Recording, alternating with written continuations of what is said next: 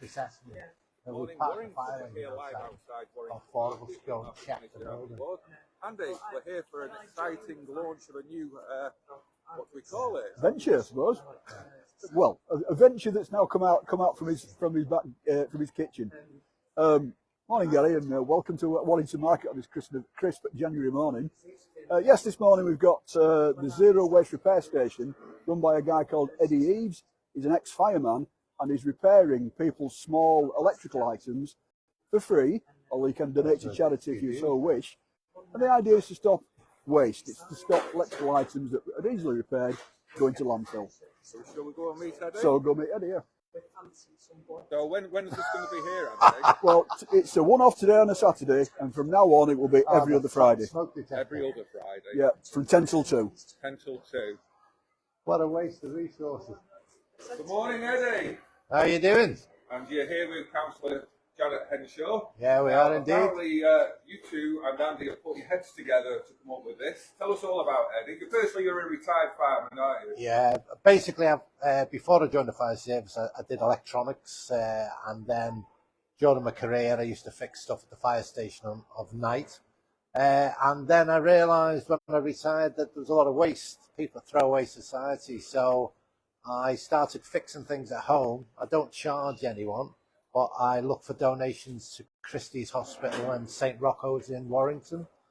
And any money that people give me for repairing, they don't have to give it me, but if they want to, goes to that charity. So what sorts of things can you repair? Small electronic items, hair dryers, hair straighteners, Alexas, radios, amplifiers, anything that's smallish, not TVs, not fridge freezers. Not fridge freezers? No. Was that a recent request? That was a request by the councillor, yes.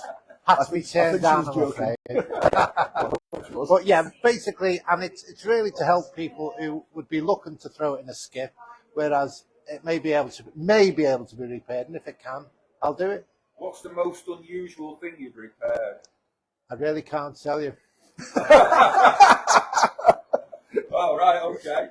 Suffice to say, a lady knocked on my door one day and said, I've got this bag of stuff, and can you fix this as well? And I said, no. Okay. And we'll leave it at that, Gary. These are the tools of the trade here, aren't Yes, they? indeed. Yeah.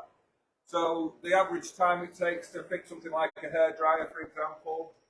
20 minutes. 20 minutes. Yeah, it's normally a thermal fuse and a hairdryer that goes, and same in hair straightening, so they're quite straightforward. The other types of problems are misuse of the cables and damage to the cables, which can take 10 minutes. It really depends on what's up with the item. Okay, Janet, you're the ward councillor, and you obviously know Eddie. So, how did this all come about, apart from wanting a fridge freezer fixing? I saw Eddie on Facebook because he was doing this from home, and I thought it was a really good idea. Contacted some of the officers at the council who put me in touch with Andy, and he sorted it all out for us. Brilliant. Andy's the man. He is. So, you're here today on a Saturday, and as Danny's already said, it's every other alternate Friday. From the 3rd of February. From the 3rd of February, yep. Okay, so while we're here at Warrington Market, you've got the popular foods hall behind you. How are things at the market these days, Andy? Pretty good. I mean, January's always quiet, but the food hall is always busy. But go back to last year, we did actually crack 10,000 on a Saturday. The place was rammed. It was standing room only, quite literally. And we've had nearly a 30,000 footfall. So it's on the up as always. Extremely popular in the food court. That then has a knock-on effect to the rest of the market because people come and eat and go for a wander around the market. So you know, it's doing very, very well. You've got plenty of events coming on a monthly basis throughout the year. Yeah, we have the comedy night, which has become a regular occurrence on a Thursday. In fact, it's next Thursday, the 26th. Tickets available on Eventbrite. Not that I'm selling it, but yes, you can. We get a fantastic comedian. It's run very, very much like live at the Apollo. We have a compere, does his bit, brings on a comedian. We have an interval, compere again, second comedian. The comedians he's getting are all local guys. This has been called everything from the Manchester Airport departure lounge to a B&Q, but I love it. You know, they'll say, would have thought I'd be performing comedy in a market. Well, hey ho, give it a try. and they've always been successful nights. We've got a quiz night coming up as well, which is a pre-St Patrick's night, and on St Patrick's Day we've got a band on, the Bog Trotters. So we try and get events every week. We've got a new bar coming as well, the Pink Leaf Cocktail Company, and it's run by a couple of guys who've got businesses in town already, and they're very keen to put events on and bands on, etc. Very much like the Hop Emporium's been doing. So, yeah, it's. We've got an opening date, yeah? We're looking at, hopefully, touch wood, 10th of February. So they get Valentine's Day in.